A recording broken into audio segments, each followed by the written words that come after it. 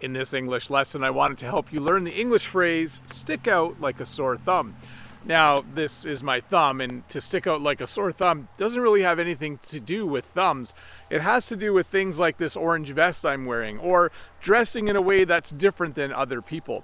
If I was to wear this orange vest and I went to a basketball game and I was in the crowd, I would stick out like a sore thumb, because no one wears a vest like this to that kind of game. By the way, I have this vest for walking along the road when I go for a walk for exercise, because I think it's just a good idea to be, it's a good idea to stick out like a sore thumb when you're walking along the road. So I wear this vest.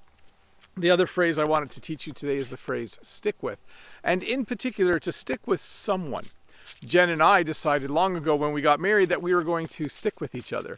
That means that we were going to stay together. In fact, often when people get married, it's one of the promises that they make to each other, that they will stick with each other no matter what happens. If life gets rough, if life gets bad, they will stick with each other. They will stay together. If life is good, they'll also stick with each other, because it's fun to stick with someone when life is good. You can also use this to talk about something like where you bring your car to get fixed.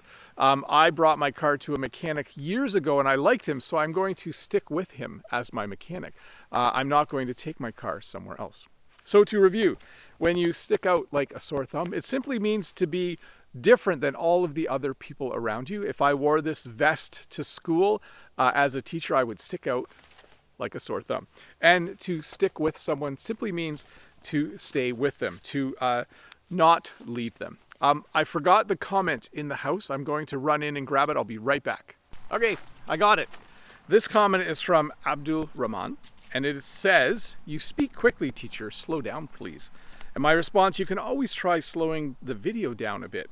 If you slow it by 10%, it will still sound clear, but you'll be able to understand a bit better.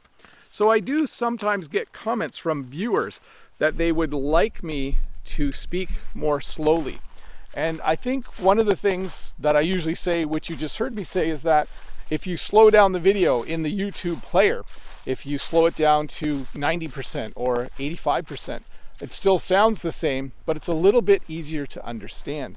I think it's better to do that than for me to start speaking more slowly, because I do speak a tiny bit more slowly in these videos, but I speak pretty close to my normal speed, and I think that's good for a lot of viewers. They do actually enjoy the practice of listening to an English speaker who's speaking almost at their normal speed. So anyways, thanks for the comment, but I do suggest a good way to understand me a bit better if you think I'm speaking too fast is to simply slow the video down. Hey, I'm out here watching. I'm out here walking. You can probably hear the leaves crunching under my feet. I wanted to show you that this piece of ground over here actually has tiny little plants coming up in it.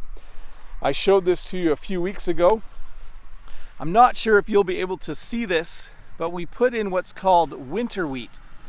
That is a crop of wheat that will grow in the fall, and then it will go dormant in the winter, and then it will grow again next spring. So it's what we call a cover crop. It's just really, really good for the soil. I should check my time here. Oh, I'm almost done. Anyways, thanks for watching this short English lesson. I'll make another one for you in a few days. Bye.